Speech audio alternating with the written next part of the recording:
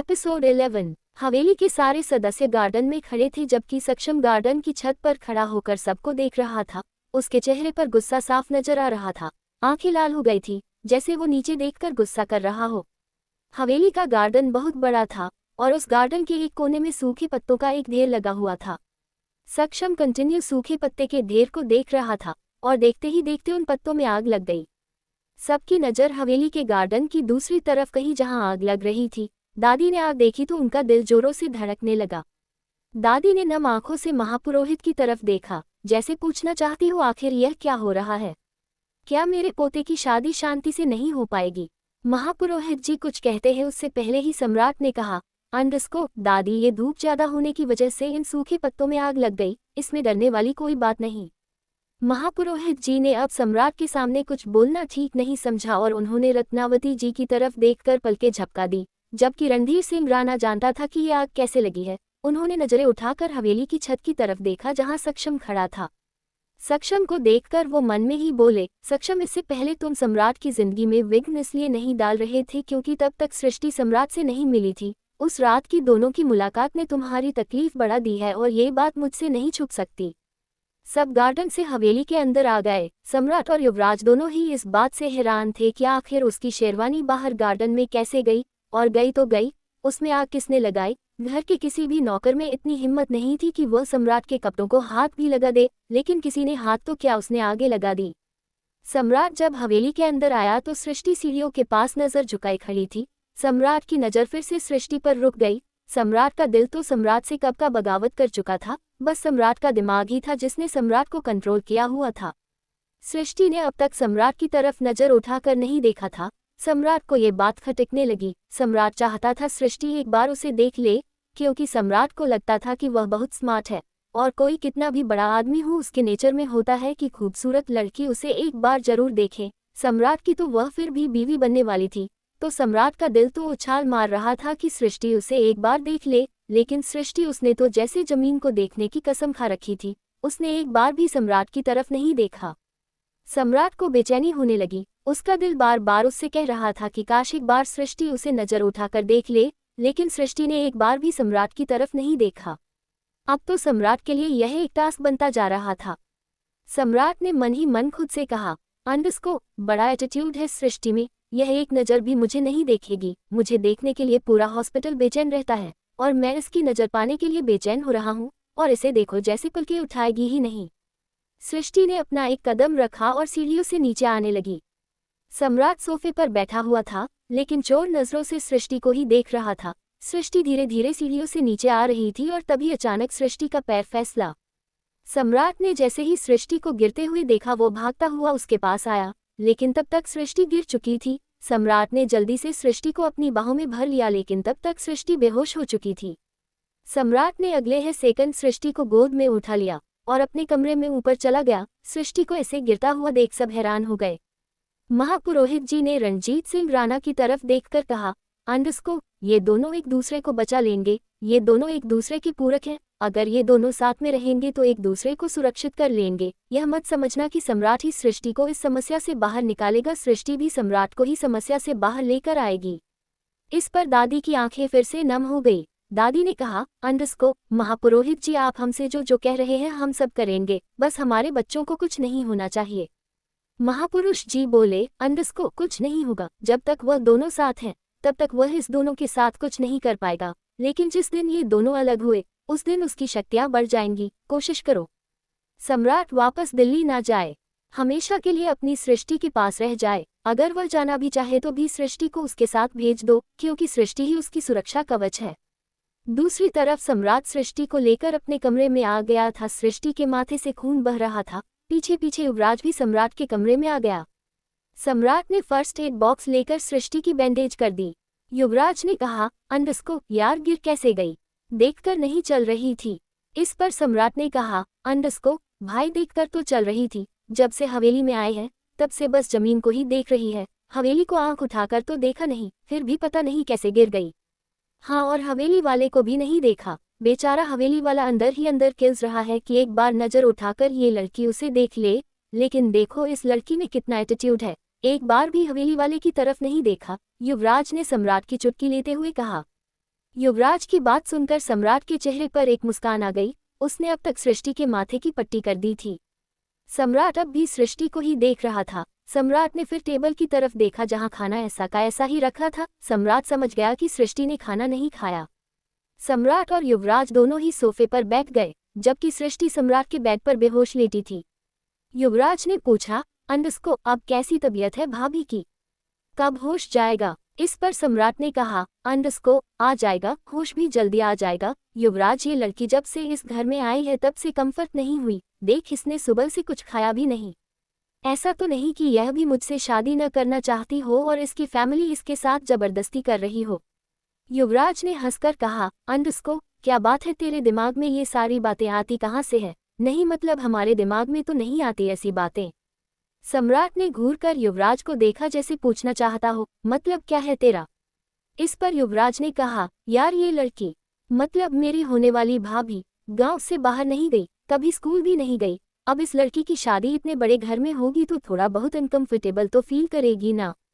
वैसे भी दादी बता रही थी पिछले महीने ही यह 18 साल की हुई है। अब तू ही बता, इतनी छोटी लड़की की शादी करेंगे तो क्या वह अनकंफर्टेबल नहीं होगी? शायद तू ठीक कह रहा है, सम्राट बोला। युवराज और सम्राट दोनों ही उस कमरे में बैठे रहे। 2 घंटे से ऊपर हो गए लेकिन सृष्टि को होश नहीं आया।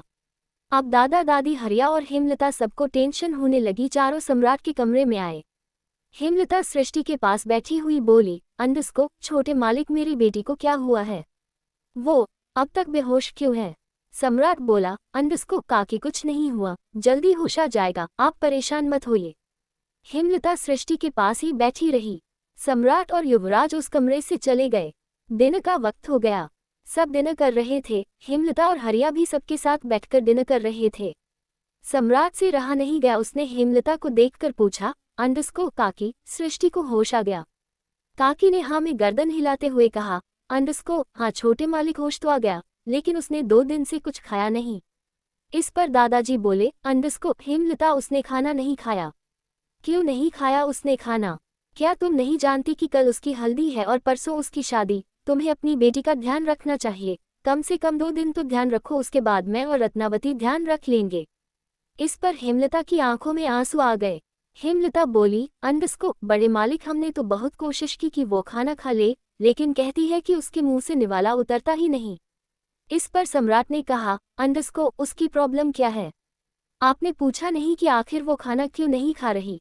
कितनी भी बड़ी प्रॉब्लम हो, भूखे रहने से तो सॉल्व होगी नहीं। छोटे मालिक, जब से उसने सुना है कि उसकी शादी आपसे हो रही है, उसने तब से ही खाना पीना छोड़ दिया। वो कहती है कि आपके लायक नहीं है, हम सब मिलकर आपके साथ गलत कर रहे हैं। उसे लगता है कि यह शादी ज्यादा दिन टिक नहीं पाएगी, और यही सब सोच सोचकर उसने खाना पीना छोड़ दिया।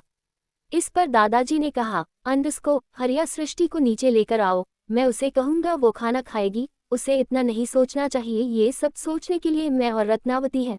उसे इस वक्त अपनी शादी को एंजॉय करना चाहिए, इस हवेली को उसे अपना लेना चाहिए। वो इस हवेली की बहू है। बहू होने के नाते उसे अब वह सारे हक है जो एक बहू को होते हैं। उसे अपने हक का इस्तेमाल करना चाहिए, एक बहू की तरह इस घर में रहना चाहिए। तुम उसे बुलाकर लाओ, मैं उसे समझाता हूँ। दादाजी की बात सुनकर हरिया ने हेमलता की तरफ देखा और हेमलता कुर्सी से उठ गई। तभी दादी ने उसे रोकते हुए कहा, अंडस्को, हेमलता, तुम रुको, ये सारी बातें हम उससे शादी के बाद भी कह सकते हैं। फिर उसने सम्राट की तरफ देखकर कहा, अंडस्को, सम्राट, जाओ तुम ही जाकर सृष्टि को समझा बुझाकर खाना खिला दो।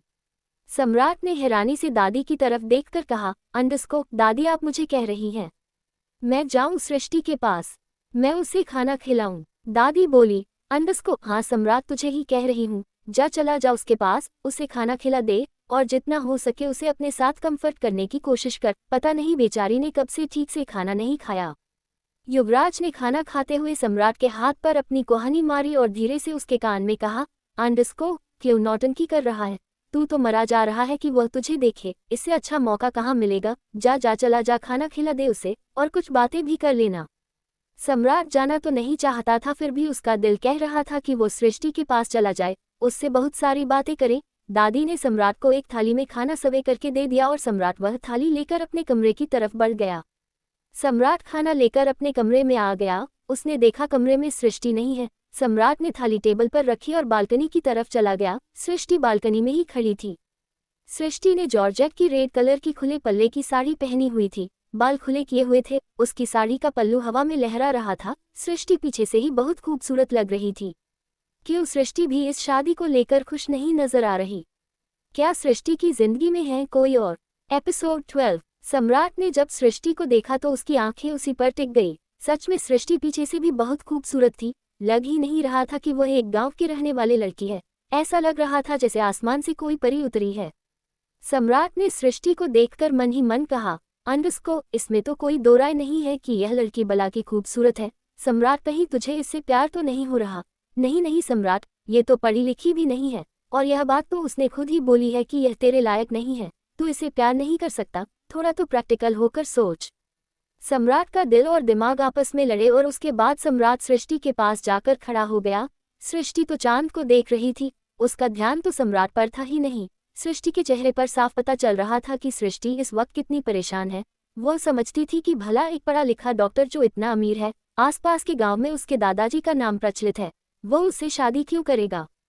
और करेगा भी तो शादी को निभाएगा क्यों? उसे तो शहर में न जाने कितनी ही सुंदर पढ़ी लिखी लड़की मिल जाएगी। यही सब सोच सोचकर सृष्टि के सर में दर्द हो रहा था।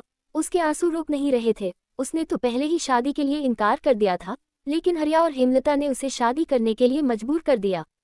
सृष्टि चांद को देख रही थी और उसने महसूस नहीं किया कि सम्राट उसके बराबर में खड़ा है, और तभी उसके कानों में एक आवाज आए, अंडस्को, चांद को देख लिया हो तो खाना भी खा लो। ये सुनते ही सृष्टि ने एक नज़र सम्राट को देखा और सम्राट के चेहरे पर एक मुस्कान आ गई। अगले ही पल सृष्टि ने अपनी नज़रें झुका ली और धीरे से बोली, अंडस्को, डॉक्टर जी, मुझे नहीं खाना, भूख नहीं है। इस पर सम्राट ने कहा, अंडस्को, तुम्हारे भूखे रहने से यह शादी तो रुकेगी नहीं, शादी तो होकर रहेगी। जिस तरह तुम मजबूर हो उसी तरह मैं भी मजबूर हूँ। तुम सही कह रही थी, मैं तुमसे शादी नहीं करना चाहता, और मैंने भी दादा दादी को मना करने की पूरी कोशिश की, लेकिन वो चाहती है कि मैं तुमसे ही शादी करूं। सृष्टि यह सब जानती थी कि शायद सम्राट भी मजबूरी में शादी कर रहे हैं, लेकिन फिर भी सम्राट के मुंह से ये सब सुनकर सृष्टि को बहुत बुरा लगा। इसीलिए उसकी आंखें हल्की सी नम हो गई। सम्राट ने फिर सृष्टि की कलाई पकड़ी, लेकिन जैसे ही उसने सृष्टि की कलाई पकड़ी, जोर जोर से हवाएं चलने लगी। हवा इतनी तेज चल रही थी जैसे आंधी आ रही हो। सम्राट सृष्टि की कलाई पकड़कर कमरे में लाया और फिर उसने खिड़कियां और दरवाजे बंद कर दिए। सम्राट ने अपने कमरे के सारे खिड़की दरवाजे सब कुछ बंद कर दिया ताकि हवा अंदर न आए। फिर उसने सृष्टि को बाजू से पकड़ा और सोफे पर बैठाया और उसके सामने खाने की थाली रखकर कहा, अंडस्को, सृष्टि, भूखे रहने से तो ये शादी रुकेगी नहीं, इसलिए बेहतर होगा कि तुम खाना खा लो। सृष्टि का मन खाना खाने का बिल्कुल नहीं था। वह तो बस यहाँ से जाना चाहती थी, और जब से उसने सम्राट के मुंह से सुना था कि वह भी ये शादी नहीं करना चाहता, तब से तो उसका मन बिल्कुल ही मर चुका था। सृष्टि ने खाना अब भी नहीं खाया। सम्राट बिल्कुल सृष्टि के सामने बैठा था और उसने एक बाइट लिया और सृष्टि की तरफ बढ़ा दिया। सृष्टि की नजरें फिर से सम्राट पर पड़ी। सम्राट के चेहरे पर ना चाहते हुए भी मुस्कुराहट आ गई। सम्राट ने सृष्टि की तरफ देखकर कहा, अंडस्को, खाना खा लो। सृष्टि, खाने पर किस बात का गुस्सा निकालना, हम दोनों शादी कर लेते हैं, फिर अपनी अपनी जिंदगी अपने हिसाब से जी लेंगे। इससे न तो घर वालों को प्रॉब्लम होगी और न ही हमारी जिंदगी में बदलाव आएगा। मैं तुमसे शादी करके यहाँ से चला जाऊंगा और तुम आराम से इस हवेली में रहना, जो मन करे वो करना, अपनी जिंदगी को आज़ादी से जीना। अगर कोई तुम्हें कुछ भी करने से रोके तो मुझे फोन कर देना। सृष्टि तो नम आंखों से सम्राट को देख रही थी। सृष्टि को एक सिंपल सी जिंदगी चाहिए थी, एक ऐसी जिंदगी जिसमें पैसा बेशक न हो लेकिन प्यार बहुत सारा हो। लेकिन इस रिश्ते में पैसा तो बहुत था, लेकिन सम्राट सृष्टि को प्यार नहीं मिल पा रहा था। सृष्टि का दिमाग बहुत खराब था, उसने कुछ जवाब नहीं दिया। सम्राट ने उसे फिर से निवाला सृष्टि की ओर बढ़ाते हुए कहा, अंडस्को, खा लो सृष्टि। इस बार सृष्टि ने वह निवाला खा लिया, लेकिन सृष्टि के होठ जैसे ही सम्राट के उंगलियों को टच हुए, हवाएं और ज्यादा तेज चलने लगी, इतनी की खिड़कियों से आवाज आने लगी। सम्राट ने खिड़की की तरफ देखकर कहा, आज तो हवा कुछ ज्यादा ही चल रही है, लगता है तूफान आने वाला है। दूसरी तरफ महापुरोहित एक मंदिर में बैठे थे और यज्ञ कर रहे थे। महापुरोहित ने यज्ञ को देखकर कहा, अंडस्को, सम्राट, तूफान आने वाला नहीं है, तूफान तो कब का आ चुका, इस तूफान को रोकना होगा, वरना ये सबको अपने साथ ले जाएगा, इस बवंडर में सब फंस जाएंगे। इतना कहकर महापुरोहित ने यज्ञ में आहुति दे दी। दूसरी तरफ चाहे जितनी भी हवा चल रही थी, सम्राट ने अपने ही हाथों से सृष्टि को खाना खिला दिया। सृष्टि को सम्राट ने खाना खिलाया था, इसीलिए सृष्टि ने खा भी लिया, वरना सृष्टि तो खाना ही नहीं चाहती थी। सम्राट ने थाली उठाकर कहा, अंडस्को, सृष्टि, इस घर को अपना ही समझो, यहाँ कंफर्ट होने की कोशिश करो।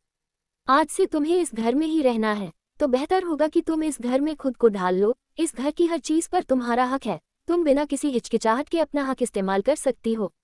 सम्राट अपनी बात बोलकर चला गया और सृष्टि नम आंखों से सम्राट को देखते रही। रात को सब सो गए। सृष्टि भी अपने कमरे में लेटकर करवटें ले रही थी। नींद उसकी आंखों से कोसों दूर थी। उसे नहीं पता था कि उसकी जिंदगी का क्या होगा। क्या उसकी जिंदगी में कभी सम्राट का प्यार आएगा? क्या उसकी जिंदगी सम्राट के साथ सही सही गुजरेगी, या सम्राट कुछ सालों बाद उसे छोड़ देगा? यही सब सोच सोचकर सृष्टि को नींद नहीं आ रही थी। सृष्टि सोने की कोशिश कर रही थी और तभी सृष्टि के कमरे का दरवाजा खुला। सृष्टि को थोड़ी सी घबराहट हुई। वह बेड से उठकर बैठ गई। उसने दरवाजे की तरफ देखा तो वहां दाई माँ खड़ी थी। दाई माँ को देखकर सृष्टि ने घबराते हुए पूछा, अंडस्को जी, आप कौन हैं? दाई माँ ने मुस्कुराकर कहा, अंडस्को, मैं दाई माँ हूँ, इस हवेली में बरसों से रह रही हूँ। सृष्टि अपनी जगह से खड़ी हुई और दाई माँ के पास गई और फिर उनके पैर छूने के लिए जैसे ही झुकी, दाई माँ ने पैर पीछे खींचते हुए कहा, अंडस्को, नहीं नहीं बहुरानी, मेरे पैर मत छुए। मैं इस घर में एक दासी जैसी हूँ। मेरे पूर्वजों ने इस घर में दास प्रथा निभाई है और इस दास प्रथा को अब मैं निभा रही हूँ। मेरे पैर मत छुए। इस पर सृष्टि ने हाथ जोड़कर कहा, अंडस्को, दास प्रथा तो कब की खत्म हो गई। अब तो आप इस घर में बड़ी हैं और बड़ों का काम तो आशीर्वाद देना होता है। मुझे आशीर्वाद दे दीजिए, वैसे भी मुझे इस वक्त आशीर्वाद की बहुत जरूरत है। इस पर दाई माँ ने कहा, अंडस्को, मेरा आशीर्वाद हमेशा तुम्हारे साथ है, उसके लिए तुम्हें मुझे छूने की जरूरत नहीं। दाई माँ के इतना कहने पर सृष्टि ने दाई माँ को नहीं छुआ। दाई माँ फिर सोफे की तरफ इशारा करती हुई बोली, अंडस्को, चलो वहाँ चलकर बैठकर बात करते हैं। दाई माँ और सृष्टि दोनों ही सोफे पर आकर बैठ गई। दाई माँ बोली, अंडस्को, जब से सुना है सम्राट की शादी तुमसे होने वाली है, तब से तुमसे मिलने की कोशिश कर रही हूँ, लेकिन मिल नहीं पाए। सोचा अब मिल लूँ। मैंने यहाँ आकर तुम्हें परेशान तो नहीं किया? इस पर सृष्टि ने कहा, अंडस्को, नहीं नहीं दाई माँ, आपके यहाँ आने से मैं परेशान नहीं हुई। दाई माँ बोली, अंडस्को, तुम अभी तक सोई नहीं, कुछ सोच रही हो बेटा? सृष्टि को दाई माँ के सामने अपने दिल की बात बोलते में थोड़ी हिचकिचाहट हो रही थी, इसलिए उसने दाई माँ की बातों को नकारते हुए कहा, अंडस्को, कुछ नहीं सोच रही, बस ऐसे ही नई जगह है ना, इसलिए नींद नहीं आई। इस पर दाई माँ बोली, बेटा मैं बस दाई माँ नहीं हूँ, लोगों का चेहरा भी पढ़ लेती हूँ, और अब तो मैं और ज्यादा अपने काम में निपुण हो गई। तुम्हारे चेहरे पर ही लिखा है कि तुम इस वक्त बहुत परेशान हो, मुझे बताओ क्या हुआ है? दाई माँ के इतना प्यार से पूछने पर सृष्टि की आंखों में आंसू आ गए। सृष्टि बोली, दाई माँ, मैं ये शादी नहीं करना चाहती। आप खुद ही सोचिए, छोटे मालिक कितने अमीर हैं, कितने पढ़े लिखे, शहर में अच्छे डॉक्टर हैं, और मैं तो कभी गांव से बाहर भी नहीं गई। तो आप ही बताए, वह मुझसे शादी कैसे कर सकते हैं? वह मुझसे शादी क्यों कर रहे हैं? मैं कभी उनकी बराबरी नहीं कर पाऊंगी। दाई माँ ने सृष्टि को समझाते हुए कहा, अंडस्को, कहते हैं जोड़ी भगवान बनाता है, भगवान ने तुम्हारा साथ सम्राट के साथ ही लिखा है, तभी तो तुम दोनों पूर्व पश्चिम होने के बाद भी शादी कर रहे हो। सृष्टि, तुम्हें लगता है कि सम्राट बहुत पढ़ा लिखा है और बहुत अमीर है, लेकिन तुम जानती हो तुम में भी बहुत गुण है। तुम उनसे ज्यादा समझदार हो। तुम खूबसूरत हो, इतनी कि पूरे गांव में तुम्हारी खूबसूरती की कोई बराबरी नहीं कर सकता। सबसे बड़ी बात, तुम जिस नक्षत्र में पैदा हुई हो, उस नक्षत्र में बहुत ही कम बच्चे पैदा होते हैं। तुम बहुत ही शुभ नक्षत्र में पैदा हुई हो। तुम ये जानना चाहती हो ना कि बड़े मालिक सम्राट से तुम्हारी शादी क्यों कर रहे हैं? तो सुनो, सम्राट के ग्रह बहुत कमजोर है और तुम्हारे ग्रह बहुत मजबूत। जब तुम दोनों के ग्रह मिल जाएंगे तो तुम्हारे ग्रह सम्राट के कमजोर ग्रह को मजबूत बना देंगे, जिससे सम्राट और ज्यादा तरक्की करेगा। इसीलिए घर में सब चाहते हैं कि तुम्हारी और सम्राट की शादी हो जाए। तुम्हें तुम्हारे सवालों का जवाब मैंने दे दिया। अब तुम्हें इस शादी में खुशी खुशी शामिल होना चाहिए। आखिर हर लड़की की शादी एक बार ही होती है। इस पर सृष्टि ने नम आंखों से कहा, अंडस्को, लेकिन दाई माँ, क्या डॉक्टर जी मुझे प्यार कर पाएंगे? क्या मेरी और उनकी जिंदगी खुशी खुशी बीतेगी? वह भी मुझसे शादी नहीं करना चाहते, तो आप ही बताओ यह शादी कितने दिन तक टिक सकती है? इस पर दाई माँ बोली, अंडस्को, यह शादी हमेशा के लिए टिकेगी। तुम बस अपना पत्नी धर्म निभाना। रही बात सम्राट तुम्हें प्यार करेगा कि नहीं, तो वह तुम्हें प्यार जरूर करेगा। तुम हो ही इतनी खूबसूरत, सम्राट तुम्हें चाहकर भी नजरअंदाज नहीं कर सकता। बस तुम याद रखना कि तुम्हें शादी में अपने आप को पूर्ण तरीके से शामिल करना है और अपना पत्नी धर्म निभाना है। चाहे कुछ भी हो जाए बेटा, अपना पत्नी धर्म मत छोड़ना, बाकी तुम्हारी जिंदगी में सब कुछ अच्छा ही होगा। समझ लो सम्राट की तरक्की तुम्हारे पत्नी धर्म से जुड़ी हुई है। कुछ देर बात करने के बाद दाई माँ सृष्टि के पास से चली गई। दाई माँ से बात करके सृष्टि को भी बहुत अच्छा लगा और वह वापस से आकर बेड पर लेट गई। फिर कुछ ही देर में सृष्टि को नींद आ गई। क्या सृष्टि के मन में जाग रहे हैं सम्राट को लेकर अरमान? क्या दोनों हो पाएंगे दो जिस्म एक जान? एपिसोड 13। अगली सुबह हल्दी की रस्म के लिए सृष्टि तैयार हो गई। सृष्टि ने एक लाइट येलो कलर का लहंगा पहना हुआ था, उस पर व्हाइट कलर की चुन्नी ली हुई थी। सृष्टि बहुत खूबसूरत लग रही थी। सच में सृष्टि बहुत खूबसूरत थी, लेकिन सृष्टि के चेहरे पर मुस्कुराहट नहीं थी क्योंकि वह अब भी पूरी तरीके से शादी को अपना नहीं रही थी। कहीं ना कहीं उसे डर था कि उसका और सम्राट का रिश्ता ज्यादा दिन नहीं चल पाएगा। सृष्टि तैयार होकर नीचे आए। सम्राट की नजरें फिर से सृष्टि पर टिक गई। सम्राट जितना सृष्टि को इग्नोर करता, सृष्टि की खूबसूरती उतनी ही सम्राट को अपनी तरफ खींचती। हेमलता ने सृष्टि को एक लकड़ी की बनी चौकी पर बैठाया और फिर रत्नावती जी की तरफ देखकर बोली, अंडस्को, बड़ी मालकिन हल्दी ले आइए, हल्दी की रस्म शुरू कर देते हैं। रत्नावती जी रसोई में चली गई जहां हल्दी रखी हुई थी। रत्नावती जी ने जैसे ही हल्दी का कटोरा उठाया उसकी आंखें खुली की खुली रह गई। उस हल्दी के कटोरे में हल्दी नहीं थी बल्कि खून था। ये देखते ही रत्नावती ने डरकर कटोरा हाथ से छोड़ दिया। आवाज सुनकर दादाजी और महापुरोहित जी दोनों ही रसोई में आए। महापुरोहित जी ने जब हल्दी जी की जगह खून देखा तो उनके चेहरे पर टेंशन आ गई। दादी रोते रोते महापुरोहित जी के सामने गई और बोली, अंडस्को, क्या वो मेरे बच्चे को जीने नहीं देंगे? क्या मेरा सम्राट कभी खुश नहीं रहेगा? क्यों मेरे बच्चे के पीछे पड़े हैं? क्यों मेरे सम्राट को जीने नहीं देते? इस पर महापुरोहित जी ने दादाजी की तरफ देखकर कहा, अंडस्को, क्यों जीने दे वह तुम्हारे बच्चे को? क्या तुमने उसका बच्चा जीना दिया था? क्यों खाए वो तुम्हारे बच्चों पर तरस? क्या तुमने उसके बच्चों पर तरस खाया था? तब नहीं सोचा कर्म का थप्पड़ पलट कर तुम्हारे पास ही आएगा। मैं तुम दोनों की मदद इसीलिए कर रहा हूँ क्योंकि इन सब में सम्राट की गलती नहीं है और मैं नहीं चाहता अच्छाई पर बुराई की जीत हो जाए, वरना रणधीर सिंह राणा, तुमने तो क्रूरता की सारी हदें पार की हुई है। रणधीर सिंह राणा हाथ जोड़कर बोला, अंडस्को, मैं अपने किए पर पछता रहा हूँ। कर्म का थप्पड़ मुझे लग चुका। इन बूढ़े कंधों ने अपने दो जवान बेटों की लाश उठाई है और कितना अपने किए की सजा भुगतो। कितनी ही सजा तो मैंने भुगत ली। अपने दो जवान बेटे और दो जवान बहू को कंधा दिया है, उनकी अर्थी को शमशान तक लेकर गया हूँ। कब तक मेरी सजा मुझे ऐसे ही मिलती रहेगी? अपने किए का पश्चाताप तो कर रहा हूँ और क्या करूँ मैं? महापुरोहित जी बोले, तुम्हें अपने किए पर पछतावा है इसीलिए मैं यहाँ खड़ा हूँ। फिर उन्होंने रत्नावती जी की तरफ देखकर कहा, अंडस्को, दूसरी हल्दी की तैयारी करो। वही ये शादी रोकने की कोशिश करेगा, लेकिन हमें ये शादी करनी है, हर हालत में करनी है। दादी ने अपनी आंखें साफ की और फिर दूसरी हल्दी तैयार की। फिर हल्दी लेकर बाहर आई। सम्राट और सृष्टि दोनों ही आमने सामने बैठे थे, लेकिन सृष्टि ने नजर उठाकर सम्राट को नहीं देखा, जबकि सम्राट कंटिन्यू सृष्टि को ही देख रहा था। सम्राट का दिमाग उसे कुछ भी कहता, लेकिन सम्राट का दिल हमेशा सृष्टि को देखने के लिए ही कहता था। सम्राट भी येलो कुर्ते पजामे में बहुत स्मार्ट लग रहा था। दादी ने हल्दी की रस्म शुरू कर दी। हल्दी की रस्म देखते ही देखते खत्म हो गई।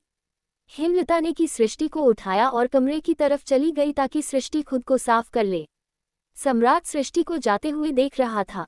सम्राट को अंदर ही अंदर बुरा लग रहा था कि सृष्टि ने उसे एक बार नजर उठाकर देखा भी नहीं। सम्राट भी उठकर अपने कमरे में आ गया। सम्राट का मूड इस वक्त बहुत खराब था। तभी युवराज ने उसे पीछे से आवाज देकर कहा, अंडस्को, मूड क्यों खराब कर रहा है? तेरा ही माल है, जाकर हल्दी लगा दे। तू भी तो अपनी हल्दी की रस्म करेगा।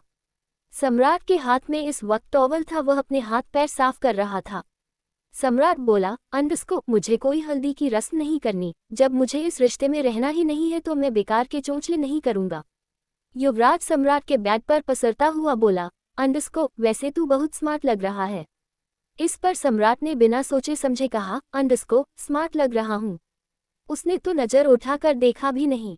सम्राट की बात सुनकर युवराज को हंसी आ गई। युवराज बोला, अंडस्को, तेरी शक्ल बता रही है कि तुझे बहुत बुरा लग रहा। भाभी ने नजर उठाकर देखा भी नहीं।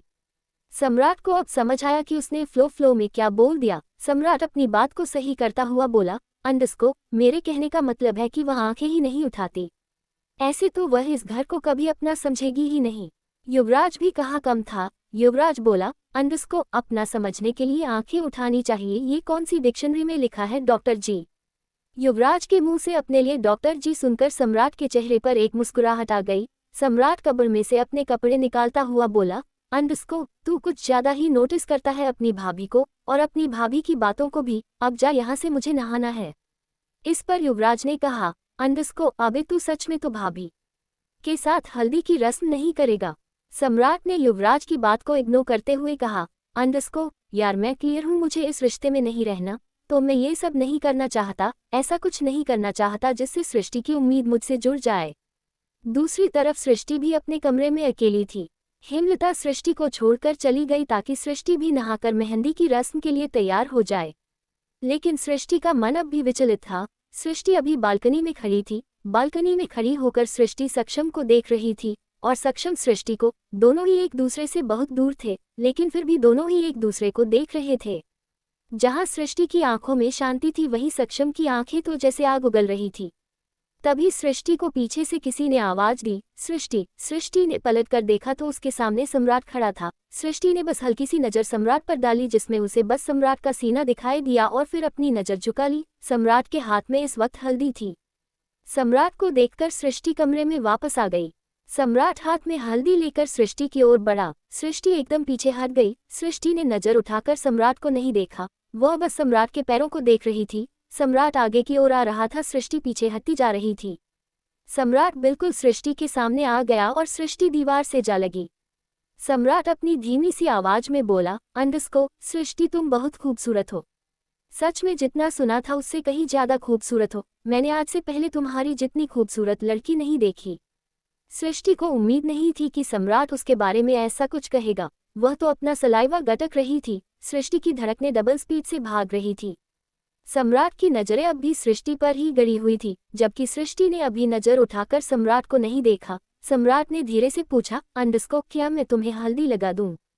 सृष्टि इस वक्त बहुत ज्यादा डर रही थी। उसे यकीन नहीं था कि जिस आदमी ने उसे कल रात कहा था कि वह ये शादी नहीं करना चाहता, आज वह उसके सामने हल्दी लगाने की इजाजत मांग रहा है। सृष्टि कुछ नहीं बोली, चुपचाप डरी सहमी खड़ी रही। सम्राट ने फिर पूछा, अंडस्को, सृष्टि, क्या मैं तुम्हें हल्दी लगा दूं?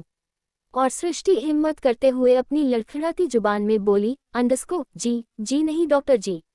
इस पर सम्राट अपने हाथ सृष्टि के कानों के पास ले जाकर बोला, अंडस्को, कहते हैं लड़कियों की नामें भी हाँ होती है। सृष्टि का दिमाग तो बिल्कुल ब्लैंक हो चुका था। उसे तो समझ ही नहीं आ रहा था उसके साथ हो क्या रहा है। सम्राट एक ही रात में कैसे बदल सकते हैं? वह अचानक से उसके इतना करीब कैसे आ सकते हैं? क्या उन्हें सच में इस रिश्ते को अपनाना है? क्या वह सच में उसे पसंद करने लगे? ये सारी बातें सोच सोच कर सृष्टि की आंखें नम हो गई। शर्म के मारे वह सम्राट से खुलकर बात भी नहीं कर रही थी। दूसरी तरफ सम्राट का ऐसा बिहेवियर उसे बेचैन कर रहा था। कल रात ही उसने दाइमा की बात समझकर खुद से कहा था कि वह अपना पत्नी धर्म निभाएगी, चाहे जो भी हो जाए। जब तक वह इस रिश्ते में है, सम्राट को ही अपना पति मानेगी। सृष्टि को ऐसा देखकर सम्राट ने फिर पूछा, अंडस्को, बताओ ना सृष्टि, क्या मैं तुम्हारे गालों पर हल्दी लगा दूं? क्या तुम्हारे गोरे हाथों पर हल्दी लगा दूं? सृष्टि हिम्मत करते हुए बोली, अंडस्को, डॉक्टर जी प्लीज आप यहाँ से चले जाए, ऐसे अच्छा नहीं लगता, प्लीज चले जाए। आपने ही तो कहा था मुझे यहाँ अपने आप को ढाल लेना चाहिए। मैं कोशिश कर रही हूँ, कृपा करके आप यहाँ से चली जाए। इस पर सम्राट सृष्टि से थोड़ा सा दूर हुआ, लेकिन उसने अपना एक हाथ दीवार पर लगा दिया और फिर सृष्टि के माथे की तरफ झुकता हुआ बोला, अंडस्को, अगर ना जाऊं तो क्या करोगी? दादाजी को बुलाओगी या दादी को? अब तो तुम पर मेरा पूरा हक है, तो तुम मुझे ऐसे ही खुद से दूर नहीं कर सकती, और ना ही मैं तुम्हारे कहने से यहाँ से जाने वाला हूँ। मैं तुम्हें हल्दी लगाने आया था और हल्दी तो मैं तुम्हें लगाकर ही रहूंगा। आखिर मेरा भी तो हक है कि मैं अपनी होने वाली पत्नी को हल्दी लगा दूं। इस पर सृष्टि की आंखों से आंसू आ गए। सम्राट का ऐसे करीब आना उसे अच्छा नहीं लग रहा, और सम्राट की ऐसी बातों की तो उसने कल्पना भी नहीं की थी। उसे यकीन नहीं था कि उसके पास जो खड़ा है वह सम्राट है। सृष्टि ने अभी आंखें उठाकर नहीं देखा, बल्कि एक हाथ से अपने आंसू साफ करते हुए बोली, अंडस्को, डॉक्टर जी प्लीज चले जाए, मैं अभी अच्छा महसूस नहीं कर रही, अभी आप प्लीज चले जाए, हम बाद में बात कर लेंगे। इस पर सम्राट बोला, अंडस्को, कल हमारी शादी है, तो फिर बात क्या करना? कल शादी होने के बाद तो हम वह सब करेंगे ना जो हर पति पत्नी करते हैं, लेकिन उससे पहले मैं तुम्हें हल्दी जरूर लगाना चाहूंगा। सम्राट ने अपना एक हाथ जैसे ही सृष्टि के गालों की तरफ बढ़ाया, सृष्टि दीवार से हटकर पीछे की तरफ हो गई और बोली, अंडरस्कोप प्लीज डॉक्टर जी ऐसा मत कीजिए, प्लीज चले जाइए। लेकिन सम्राट अपना मन बनाकर आया था कि वह सृष्टि को हल्दी लगाकर ही रहेगा। सम्राट बोला, अंडरस्कोप देखो मैं तुम्हें इतनी देर से मनाने की कोशिश कर रहा हूँ लेकिन तुम मान ही नहीं रही, मुझे लगता है तुम्हारे साथ थोड़ी बहुत जबरदस्ती तो करनी पड़ेगी, तभी तो मुझे अपने गालों को छूने दोगी, वरना तुम तो मुझसे कोसों दूर भाग रही हो। मुझे समझ नहीं आता, तुम अभी मुझे खुद को छूने नहीं दे रही, शादी के बाद क्या करोगी? हमारी शादी कैसे पूरी होगी अगर मैं तुमसे दूर रहूंगा? सृष्टि को सम्राट की बातें अच्छी नहीं लग रही थी, वो ऐसी बातें सुनने की आदी नहीं थी, उसने पहली बार किसी के मुंह से ऐसी बातें सुनी थी। सम्राट ने फिर से अपना हाथ सृष्टि की गलों की तरफ बढ़ाया, सृष्टि थोड़ा और पीछे हो गई। सम्राट माना नहीं, उसने सृष्टि की तरफ फिर से अपना हाथ बढ़ाया। इस बार सृष्टि ने सम्राट की कलाई पकड़ ली। सृष्टि की नज़र जैसे ही सम्राट पर पड़ी, उसकी आंखें हैरानी से फैल गई। क्यों सृष्टि सम्राट को पास आने से रोक रही है? क्या सम्राट के रूप में है कोई और? एपिसोड 14। सम्राट को हैरानी से देख रही थी, उसे अपनी आंखों पर यकीन नहीं हो रहा था। सम्राट ने सृष्टि को आंख मारकर कहा, अंडरस्कोप क्या हुआ सृष्टि, इतनी हैरानी से क्या देख रही हो? सृष्टि ने सम्राट का हाथ झटका और उसे थोड़ा सा दूर होकर बोली, अंडरस्कोप आप डॉक्टर जी नहीं है। सम्राट ने हल्की सी मुस्कान के साथ कहा, अंडरस्कोप तुमने मुझे आंख उठाकर देखा ही कब, जो तुम्हें पता होगा कि मैं सम्राट हूं या नहीं? मैं सम्राट ही तो हूँ। सृष्टि सम्राट से करीब 5 कदम की दूरी पर खड़ी हो गई और बोली, अंडरस्कोप आप सम्राट नहीं है, कौन है आप? सम्राट ने फिर कहा, अंडरस्कोप मैं ही तो सम्राट हूँ, तुम्हें मेरी शक्ल याद नहीं? मैं सम्राट हूँ। सृष्टि हल्के गुस्से में सम्राट की तरफ उंगली पॉइंट करके बोली, अंडरस्कोप आप डॉक्टर जी नहीं है, आप डॉक्टर जी जैसे दिखते हैं लेकिन डॉक्टर जी नहीं है। सृष्टि की बात सुनकर सम्राट जोर जोर से हंसने लगा। सम्राट बोला, अंडरस्कोप सृष्टि तुमने मुझे कभी ध्यान से देखा ही नहीं, अरे मैं सम्राट ही हूँ। इस बार सृष्टि अपने गुस्से को कंट्रोल करती हुई बोली, अंडरस्कोप मैंने उन्हें बहुत ध्यान से देखा है, आप डॉक्टर जी नहीं है। सम्राट ने कहा, अंडरस्कोप तो प्रूव करो कि मैं डॉक्टर नहीं हूँ। सृष्टि बोली, अंडरस्कोप उनके माथे पर हल्का सा कट है जो आपके माथे पर नहीं है, उनका रंग भी आपसे हल्का सा संवला है, उनकी काली आंखें हैं और आपकी भूरी, आप डॉक्टर जी नहीं है, कौन है आप? सम्राट तो मुंह फाड़े सृष्टि को देख रहा था, उसे यकीन नहीं था कि उसने सम्राट को इतनी ध्यान से देखा है कि उसके हल्के से फर्क को भी उसने बता दिया। सृष्टि फिर बोली, अंडरस्कोप मैं आपसे पूछ रही हूँ कौन है आप? और आप मेरे कमरे में क्या कर रहे हैं? जाइए यहाँ से वरना मैं दादी को बुला लूंगी। तभी युवराज कमरे में आया। युवराज को देखकर सृष्टि बोली, अंडरस्कोप युवराज भैया ये कौन है? यह मेरे कमरे में क्या कर रहे हैं? इस पर युवराज ने कहा, अंडरस्कोप सम्राट ही तो है, भाभी आपसे पहचानने में गलती हो रही है। इस पर सृष्टि बोली, अंडरस्कोप ये डॉक्टर जी नहीं है बल्कि उनका हमशक्ल है। युवराज को भी यकीन नहीं था कि सृष्टि ने सम्राट को इतनी ध्यान से देखा है। तभी सम्राट भी कमरे में आ गया। सम्राट को देखकर युवराज के चेहरे पर मुस्कान आ गई। युवराज ने सम्राट के कंधे पर अपना कंधा मार कर कहा, अंडरस्कोप तू तो कहता था भाभी तुझे देखती नहीं, भाभी ने तो तुझे अच्छे से स्कैन किया हुआ है, तुम दोनों के इतने से फर्क को भी भाभी ने पहचान लिया। सृष्टि तो हैरानी से युवराज को देख रही थी। सृष्टि हैरानी से युवराज को देख रही थी जैसे पूछना चाहती हो ये कौन है। इस पर नकली सम्राट जोर जोर से हंसने लगा। नकली सम्राट इतनी जोर जोर से हंस रहा था कि हंसते हंसते सृष्टि के बेड पर ही लेट गया। थोड़ी देर हंसने के बाद वह सृष्टि के सामने खड़ा होकर बोला, अंडरस्कोप भाभी मैं अभिमन्यु, सम्राट का जुड़वा भाई। अभिमन्यु ने फिर सम्राट के पास जाकर कहा, अंडरस्कोप क्या बात है सम्राट, भाभी ने तो तुझे ऊपर से लेकर नीचे तक स्कैन किया हुआ है। हम दोनों में दादी भी इतनी जल्दी फर्क नहीं कर पाती जितनी जल्दी भाभी ने कर दिया।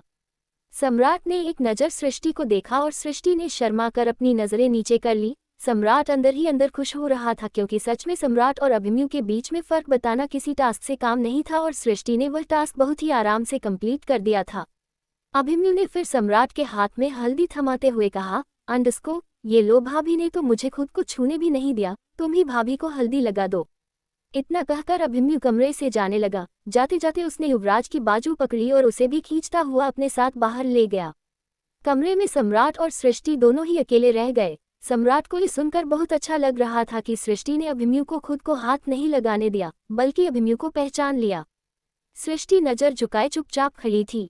सृष्टि पूछना चाहती थी कि अभिमन्यु कौन है, लेकिन सम्राट से कुछ भी पूछने की हिम्मत सृष्टि के अंदर नहीं थी। सम्राट भी समझ रहा था कि सृष्टि अभिमन्यु के बारे में जानना चाहती है।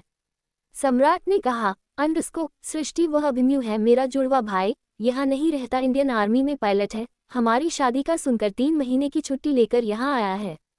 सृष्टि ने हाँ में गर्दन हिला दी जैसे वह सम्राट की बातों को समझ गई। अचानक ही ना जाने सम्राट को क्या हुआ, वो सृष्टि की तरफ 2 कदम चला। जैसे ही सम्राट उसके करीब आया, सृष्टि की नज़र सम्राट से टकराए। सम्राट बहुत प्यार से सृष्टि को देख रहा था और फिर उसके हाथ में जो हल्दी थी उसने वह सृष्टि के गालों पर लगा दी। सृष्टि तो हैरानी से सम्राट को देख रही थी। सम्राट ने फिर अचानक ही सृष्टि के माथे को चूम लिया और फिर कमरे से बाहर चला गया।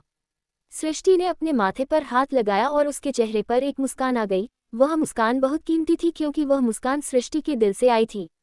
सम्राट सृष्टि के कमरे से निकलकर सीधा अपने कमरे में गया और खुद से बोला, यह मुझे अचानक क्या हो गया, सृष्टि के करीब क्यों जा रहा हूँ। सम्राट कुछ देर तक अपने आप से लड़ा और फिर गार्डन की तरफ चला गया। सम्राट गार्डन में गया तो वहां सक्षम खड़ा था। सक्षम के हाथ में एक मरा हुआ परिंदा था जिसे देखकर सम्राट को थोड़ी घिन आ गई। सम्राट बोला, सक्षम ये क्या बदतमीजी है, छोड़ो इसे, यह मर चुका है। इस पर सक्षम ने कहा, इसे मैंने ही मारा है, बहुत फड़फड़ा रहा था, मैंने मार दिया। सक्षम की ऐसी बहकी बहकी बातों का सम्राट आदी हो चुका था। सम्राट ने कहा, और तुमने इसे क्यों मारा? मैं आजकल सुन रहा हूँ तुम किसी भी जानवर को देखते हो उसे मार देते हो। सक्षम ने सम्राट की तरफ बिना देखे कहा, आज मेरा दिन में ही शिकार करने का मन था इसलिए मैंने इसे मार दिया।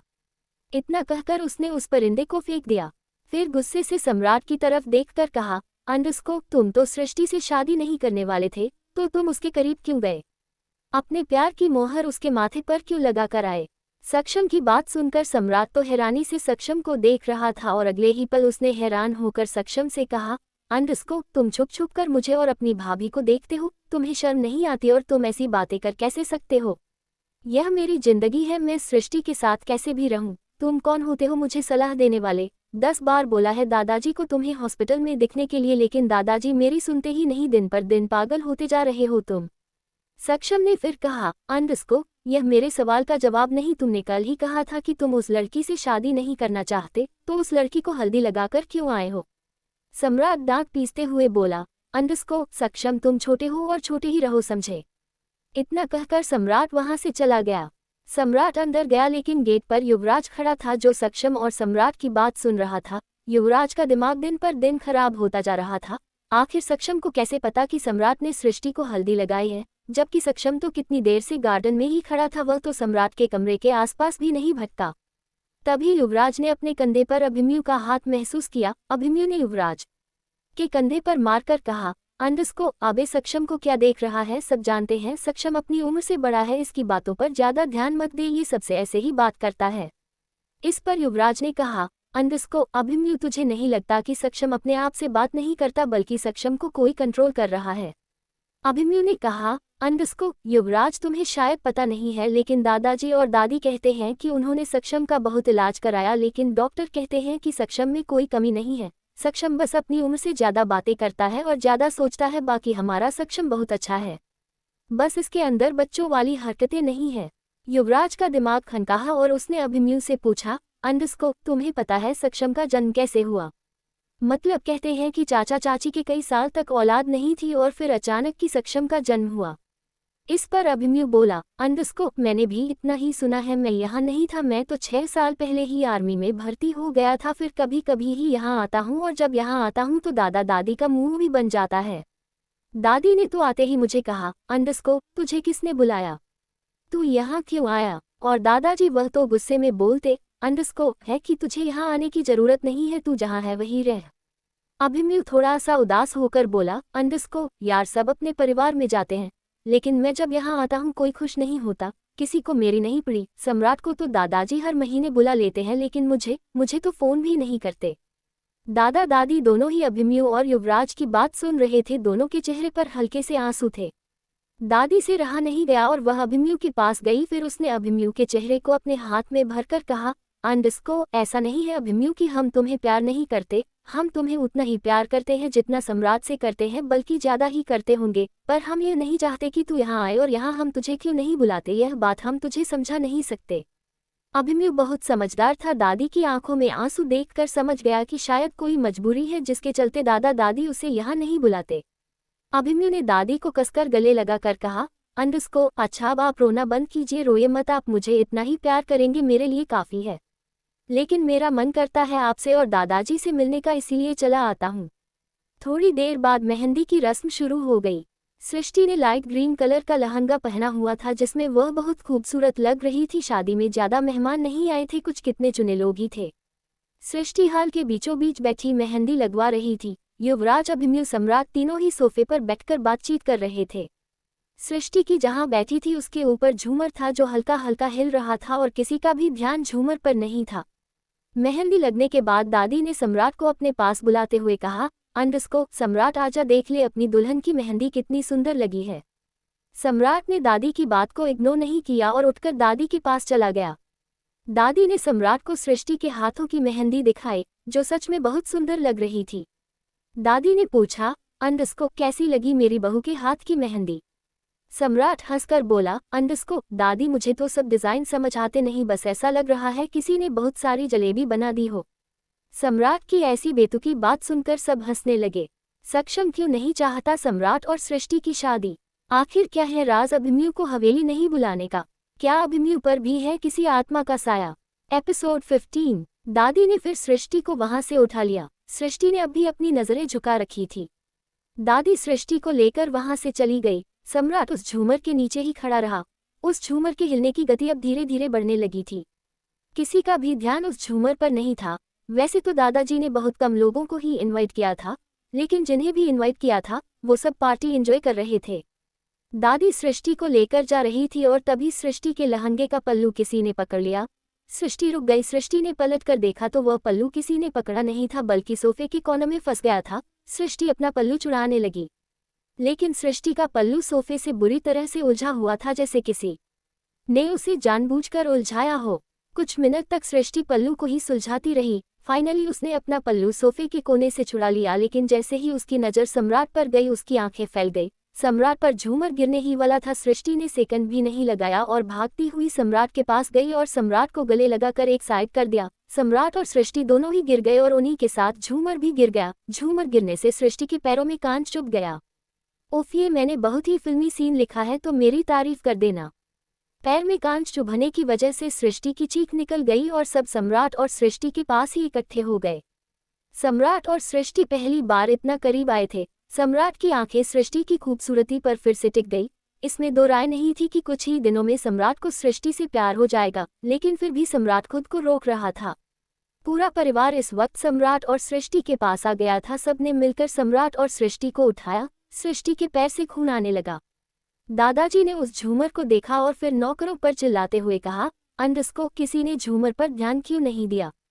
अभी मेरे पोते बहू को कुछ हो जाता तो? कितनी बार कहा है कि घर की एक एक चीज पर ध्यान रखा करो। सारे नौकर सिर झुकाए खड़े थे। उनमें से एक नौकर जो घर का हेड था उसका नाम विनोद था। विनोद की उम्र करीब 45-46 साल होगी और वह पिछले 20 साल से इस हवेली में काम कर रहा था। विनोद ने सिर झुकाए हुए ही कहा, अंडस्को मालिक मैंने तो कल ही यह झूमर चेक किया था, तब तो नहीं लग रहा था कि गिर जाएगा। दादाजी गुस्से में उसे कुछ कहते उससे पहले ही महापुरोहित जी ने दादाजी को आंखों से ही शांत करवा दिया। दादाजी सम्राट और सृष्टि के पास आए और सृष्टि को देखकर बोले, अंडस्को बेटा तुम ठीक हो, तुम्हें ज्यादा लगी तो नहीं? सृष्टि धीरे से बोली, अंडस्को नहीं दादाजी ज्यादा तो नहीं लगी। इस पर सम्राट ने सृष्टि का लहंगा हल्का सा ऊपर करके देखा। सृष्टि के पैर से खून आ रहा था। सम्राट ने हल्के गुस्से में कहा, अंडस्को लगी कैसे नहीं है, देखो तुम्हारे पैर से कितना खून आ रहा है, चलो बैठो मैं तुम्हारी बैंडेज कर देता हूँ। इस पर दादी बोली, अंडस्को सम्राट तुम सृष्टि को कमरे में ले जाओ और वहीं इसकी बैंडेज कर देना, यहाँ मेहमानों के सामने करोगे तो अच्छा नहीं लगेगा। सृष्टि के पैर में सच में बहुत ज्यादा खून निकल रहा था। सृष्टि चल भी नहीं पा रही थी, लेकिन फिर भी वह लड़खड़ा कर चलने की कोशिश कर रही थी। सम्राट ने अगले ही पल सृष्टि को गोद में उठा लिया और कमरे की तरफ बढ़ गया। सृष्टि तो हैरान हो गई, उसने तो शर्म के मारे सम्राट की तरफ देखा भी नहीं। महापुरोहित जी दादाजी के पास आकर बोले, अंडस्को मैंने कहा था ना रणधीर सिंह राणा की जब तक सृष्टि सम्राट के साथ है सम्राट को कुछ नहीं होगा। हम उससे जीत रहे हैं और शायद जीत भी जाएंगे, लेकिन इन दोनों का साथ हमेशा बना रहना चाहिए। इस पर दादी ने कहा, अंडस्को महापुरोहित जी मैं पूरी कोशिश करूंगी कि ये दोनों एक दूसरे को अटूट प्रेम करें, एक दूसरे को समर्पित हो जाएं, एक दूसरे के बिना रह ना पाए। दूसरी तरफ सम्राट सृष्टि को कमरे में ले आया। सम्राट ने सृष्टि को सोफे पर बैठाया और खुद पंजों के बल बैठकर उसके पैर को जैसे ही हाथ लगाने को हुआ, सृष्टि ने अपना पैर पीछे खींचते हुए कहा, डॉक्टर जी आप मेरे पैरों को हाथ मत लगाए वरना मुझे पाप चढ़ेगा। सृष्टि की ऐसी बात सुनकर सम्राट के चेहरे पर हल्की सी मुस्कान आ गई। फिर उसने सृष्टि के पैरों को जबरदस्ती पकड़ते हुए कहा, सृष्टि ऐसा कुछ नहीं होता, इस वक्त तुम पेशेंट हो और मैं डॉक्टर, और डॉक्टर अपने पेशेंट की चोट को हाथ लगा सकता है।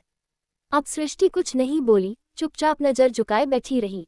सम्राट ने सृष्टि का पैर देखा जिसमें सच में बहुत ज्यादा कांच चुभा हुआ था। सम्राट जैसे जैसे सृष्टि के पैर का कांच निकल रहा था, सृष्टि की सिसकियां भी बढ़ रही थी। सम्राट ने बहुत प्यार से सृष्टि के पैरों की बैंडेज कर दी, लेकिन सृष्टि अब चल नहीं सकती थी। सम्राट ने कहा, सृष्टि तुम्हें पैरों पर जोर नहीं देना, अब तुम आराम करो, मुझे तो समझ नहीं आता कल तुम पैरों पर कैसे बैठोगी, तुम्हारा जख्म तो बहुत ज्यादा है। इस पर सृष्टि बोली, कोई बात नहीं डॉक्टर जी, मैं पैरों पर बैठ जाऊंगी, धीरे धीरे चलूंगी। सम्राट कुछ बोलता है उससे पहले ही अभिमन्यु कमरे में आकर बोला, सम्राट भाभी को चलने की जरूरत ही क्या है, तुम ही भाभी को गोदी में उठाकर फेरे ले लेना। ये सुनकर सृष्टि को बहुत शर्म आ रही थी। उसने अपनी नजरें जो अभी थोड़ी देर के लिए ही उठाई थी वह फिर से झुका ली और सम्राट के चेहरे पर एक मुस्कान आ गई। सम्राट ने अभिमन्यु के सिर पर मारकर कहा, तू कुछ ज्यादा ही बोलता है, इस बात पर भी मजाक। उसके पैरों में सच में बहुत ज्यादा लग गई।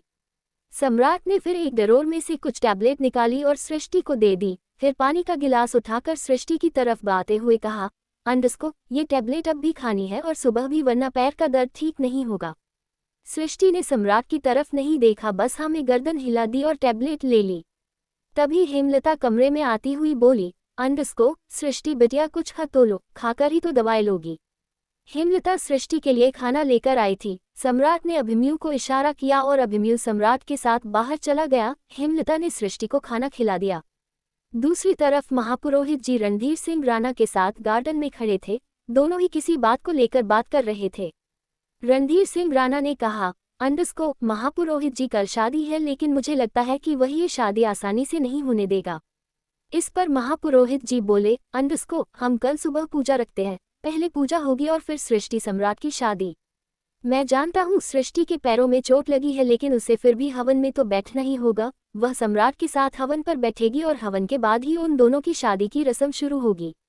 उन दोनों की बातें सक्षम सुन रहा था। सक्षम की आंखों में फिर से गुस्सा उतर आया।